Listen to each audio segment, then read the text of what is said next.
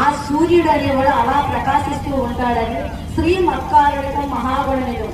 అలా ప్రకాశించే గురుస్వరూపం ఏదైతే తనలో ఉన్నదో దానిలో ఉన్నటువంటిది, దాన్ని తెలుసుకొని దాన్ని పూజించినప్పుడు దాంట్లో వచ్చిన మహిమాన్వితమైన గుణాలు అంటే శాంతి, దయ, సహనము, ఓర్పు అనే గుణాలు అందులో నుంచి వస్తాయి కనుక గురువుని సేవించినటువంటి వారు మహాగుణనిధం. పూర్ణ ప్రభావాసులు అంటే పూర్ణ కళలతోటి ఎంతో ప్రభావవంతంగా కూడా ప్రకాశించేదని.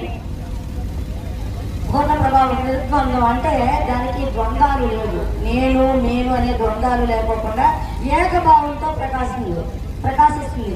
నిరపేక్ష కామ మమనం అంటే దాన్ని కామించేది ఏమీ లేదు. ఈ సర్వానికి అధిష్టానమైనటువంటి వస్తువుకి ఒకటి కావాలి, ఒకటి అక్కర్లేదని కామగుణాలు కామవాంఛతో ఉన్నటువంటిది కాదు. అంటే కామవాంఛ అంటే ఈ ప్రపంచంలో ఉన్నటువంటి కోరికలు దానికి లేవన్నమాట. నిస్సాంగ మాధ్యమికం అంటే దేనితో కూడా స్పందించదు, అంటే ఇంద్రియాలతో కూడుకోకుండా నిస్సంగంగా నిర్విహామకులంగా అంటే అహంకార రహితంగా ఉంటుందని. నిర్ముక్త కర్మాధికం అంటే ఇంద్రియాలతో కూడుకోకున్నప్పుడు ఏ కర్మలో కూడాను చేసేది అంటే ఇంద్రియాలు చేస్తున్నాయి నేనేమీ చేయడం లేదని నిరాహంకారంగా ఉండేది. అలాగా నిర్ముక్త కర్మాధికం.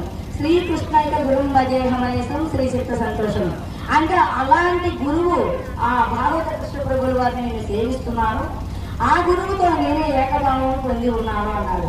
అయితే ఆ ఏకభావం పొందిన దాన్ని మనం ఏమన్నామంటే శివుడు ఐక్యభావం అని, అదే తత్వమసి బ్రహ్మం అని ఇలా చెప్పుకొచ్చారు. అయితే ఆ తత్వబ్రహ్మ అయినటువంటి బ్రహ్మము ఎక్కడ ఉన్నది అంటే ఈ శరీరంలోనే ఈ ఆత్మీయ బ్రహ్మం అని తెలుసుకున్నప్పుడు దానిని ఏమన్నారంటే ఓం నమః శ్రీ గురుదేవాయ పరమ పురుషాయ సర్వదేవత వతీకరాయ సర్వ అరిష్ట వినాశనాయ సర్వమంత్ర ఛేదనాయ త్రైలోక్య వసుమనాయ స్వాహ అని చెప్పారు.